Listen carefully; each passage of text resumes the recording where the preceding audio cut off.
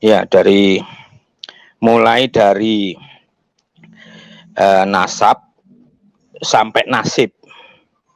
Mereka paham itu nasab dan nasib. Nasab itu silsilah. Sudah banyak dijelaskan Brugia tadi silsilahnya. Kalau perlu diketahui di surah mereka, di kitab mereka itu tertulis di sebelah timur. Nah, dari Yerusalem. Sedangkan kalau mau tahu itu sebelah Bethlehem itu di sebelah selatan dari Yerusalem. Sudah sangat berbeda kan? Sebelah timurnya Yerusalem itu kalau kita lihat peta ke sana memang menuju ke Arab. Ya, itu kota apa enggak tahu, ada Yastrib atau kota apa ya. Tapi bukan Bethlehem. Bethlehem itu ada di sebelah timurnya Yerusalem. Kan mereka dibilang di sebelah selatan Baitul Maqdis ya. Baitul Maqdis itu kan di Yerusalem.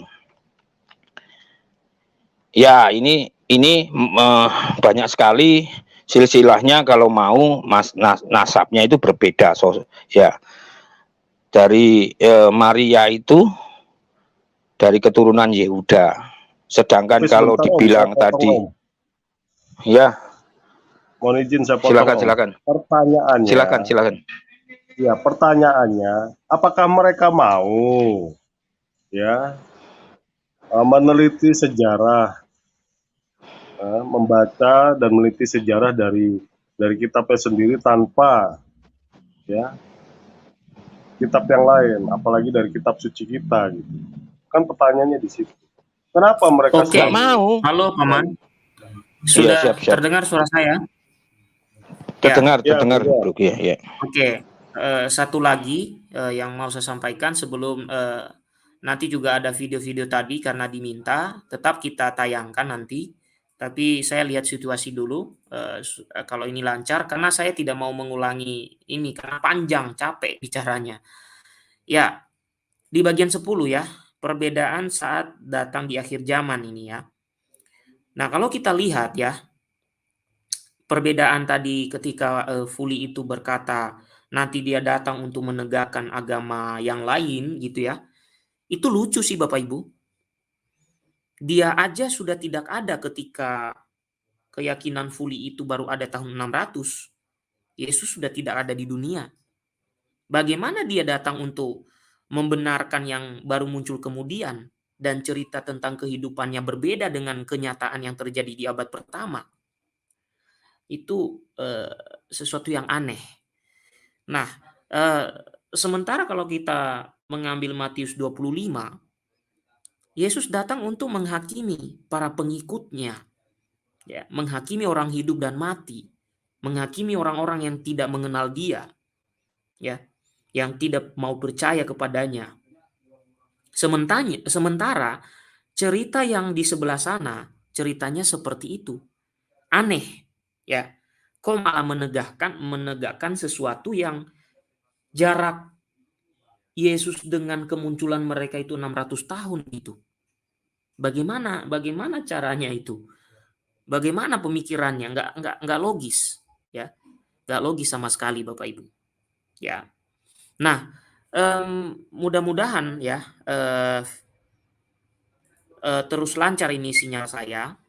Tadi orang yang meminta data tadi mungkin dia bisa mendengarkan contoh tadi mengenai Bunda Maria ya.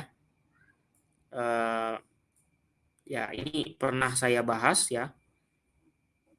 Ketika itu ini juga tidak ada salahnya kalau memang nanti diperlukan untuk kita dengarkan ya. Saya coba tayangkan, tapi nanti ke paman-paman kalau seandainya ada trouble silakan aja berbicara.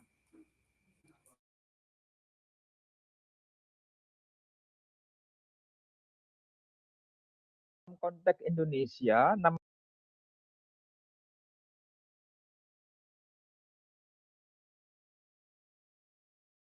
Ya, saya percepat Bapak Ibu di bagian ini. Ismail dan Ishak. Penulisnya orang Arab namanya Kamil Mukamil. Oke. Kemudian yang berwarna agak hijau itu judulnya Tanya Jawab Iman Katolik. Sambung rasa dengan aliran kepercayaan budaya di masyarakat Jawa. Oke. Yang selanjutnya buku yang ditulis oleh Romo FX Didik Bagio Winadi, judulnya Yesuskah yang disalibkan. Di sini membahas tentang film, ya Bapak Ibu kalau pernah mendengar The Messiah, oke? Membahas dan membantah, oke? Kemudian yang sering digunakan oleh Nandar yang katanya pintar itu, dia mengatakan bahwa dia sudah menemukan Injil yang asli dalam buku yang ada di sebelah kiri Bapak Ibu atau sebelah kanan lah ya, di situ ya, saya kurang tahu juga ya. Di situ tulisannya menguak Injil-Injil rahasia, itu digunakan Nandar di salah satu videonya. Tapi isinya sebenarnya bertentangan dengan isi kitab sucinya Nandar. Oke, penulisnya ini Romo Yesuit, Desi Ramadhani SC. Oke, saya memakai data, saya tidak ngomong asal ngomong. Oke, sekarang kita masuk ke dalam isi. Di awal ini saya mau menunjukkan bahwa di lain sisi, ya, saya harus memuji saudara-saudaraku Muslim bahwa meskipun ya kisahnya berbeda, paling tidak yang bernama Maryam itu kalian hormati. Kenapa begitu? Ini ayatnya. Mari kita lihat. Meskipun nanti kisahnya berbeda atau entah siapa yang diceritakan itu berbeda. Sekarang kita lihat.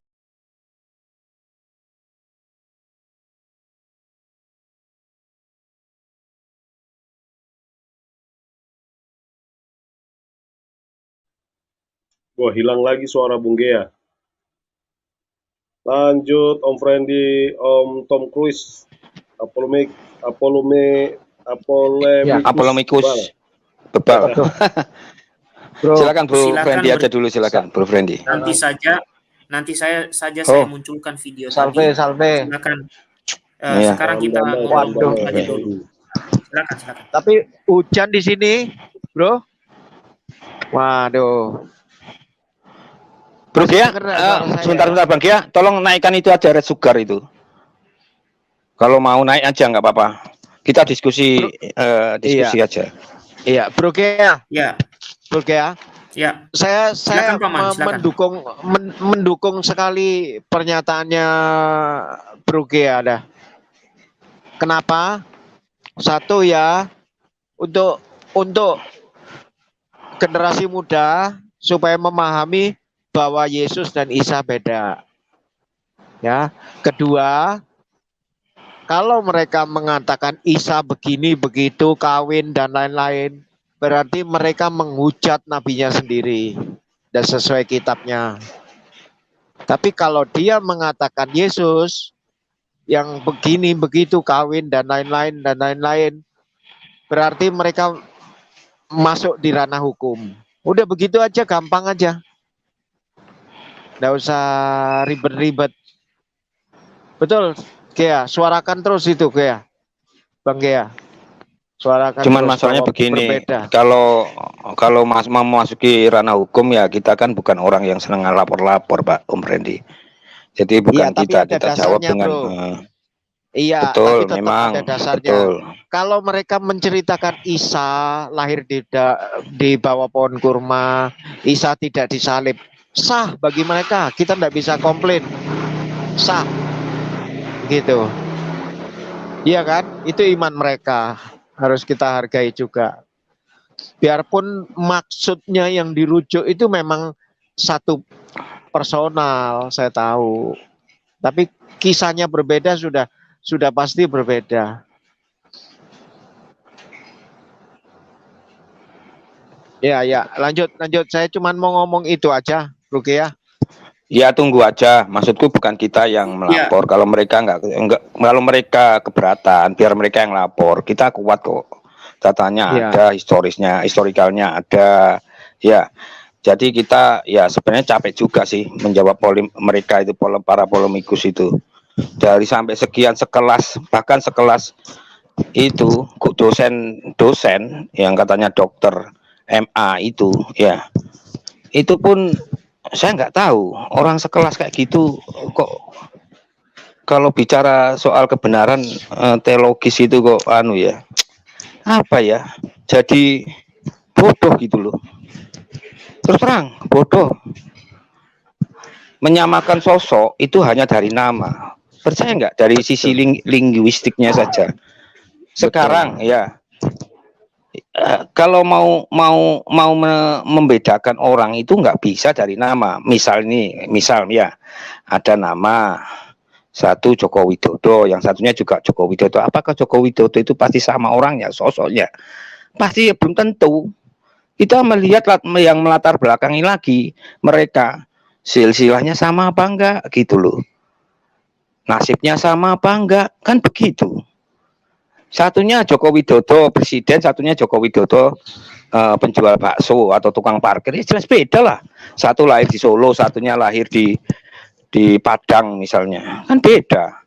Jadi Iya, hanya orang, sekedar orang pintar begitu berpikirnya, bro. Loh, saking iya pintarnya loh. ya, saking pintarnya ya. Enggak, yang normal, kecuali yang abnormal. Nah, itu berpikirnya lain. Aduh, memang sedih, aku sedih betul. Sebenarnya sedih kalau melihat mereka itu berargumen itu. Dan itu bangga lagi. Sudah bangga pula itu loh yang aku sedihnya. Ya terus terang aja, kasihan betul kasihan. Ya mau apa lagi? Soalnya begini, kalau mereka mengakui ya perbedaan itu, ya pasti banyak menyangkali sendiri dengan kitabnya kan. Dan akhirnya harusnya dia keluar gitu loh, bisa murtad gitu. Masalahnya begitu. Jadi ibarat apa ya, kalau mohon maaf ini saya ngambil dari kata Gus Dur ya, itu ibarat bara yang mereka gegam itu ya, mau dilepas itu ya bagaimana, tapi kalau digenggam itu panas gitu loh.